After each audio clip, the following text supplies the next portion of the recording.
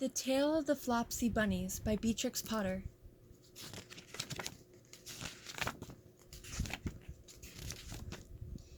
It is said that the effect of eating too much lettuce is soporific. I have never felt sleepy after eating lettuces, but then I am not a rabbit. They certainly had a very soporific effect upon the Flopsy Bunnies. When Benjamin Bunny grew up, he married his cousin Flopsy. They had a large family, and they were very improvident and cheerful. I do not remember the separate names of their children. They were generally called the Flopsy Bunnies. As there was not always quite enough to eat, Benjamin used to borrow cabbages from Flopsy's brother, Peter Rabbit, who kept a nursery garden. Sometimes Peter Rabbit had no cabbages to spare. When this happened, the Flopsy Bunnies went across the field to the rubbish heap in the ditch outside Mr. McGregor's garden. Mr. McGregor's rubbish heap was a mixture. There were jam pots, paper bags, and mountains of chopped grass from the mowing machine, which always tasted oily, and some rotten vegetable marrows, and an old boot or two. One day, oh joy, there were a quantity of overgrown lettuces which had shot into flower. The Flopsy Bunnies simply stuffed lettuces. By degrees, one after another, they were overcome with slumber and lay down in the mown grass. Benjamin was not so much overcome as his children.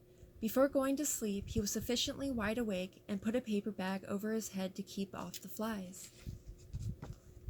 The little Flopsy Bunnies slept delightfully in the warm sun.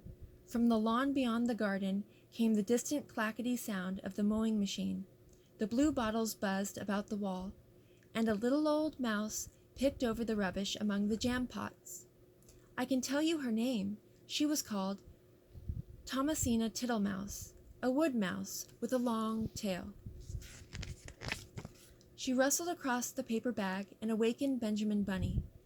The mouse apologized profusely and said that she knew Peter Rabbit. While she and Benjamin were taking close under the wall, they heard a heavy tread above their heads, and suddenly Mr. McGregor emptied out his sack on the lawn mowings right upon the top of the sleeping Flopsy Bunnies. Benjamin shrank down under his paper bag. The mouse hid in a jam pot. The little rabbits smiled sweetly in their sleep under the shower of grass. They did not awake because the lettuces had been so soporific. They dreamt that their mother Flopsy was tucking them up in a hay bed. Mr. McGregor looked down after emptying his sack. He saw some funny little brown tips of ears sticking up through the lawn mowings. He stared at them for some time. Presently, a fly settled on one of them, and it moved. Mr. McGregor climbed down onto the rubbish heap. 1, 2, 3, 4, 5, 6 little rabbits, said he as he dropped them into his sack. The Flopsy Bunnies dreamt of their mother was turning them over in bed. They stirred a little in their sleep, but still they did not wake up. Mr. McGregor tied up the sack and left it on the wall. He went to put away the mowing machine. While he was gone, Mrs. Flopsy Bunny, who had remained at home, came across the field. She looked suspiciously at the sack and wondered where everybody was. Then the mouse came out of her jam pot, and Benjamin took the paper bag off his head, and they told the doleful tale. Benjamin and Flopsy were in despair. They could not undo the string. But Mrs. Tittlemouse was a resourceful person. She nibbled a hole in the bottom of the corner of the sack. The little rabbits were pulled out and pinched to wake them.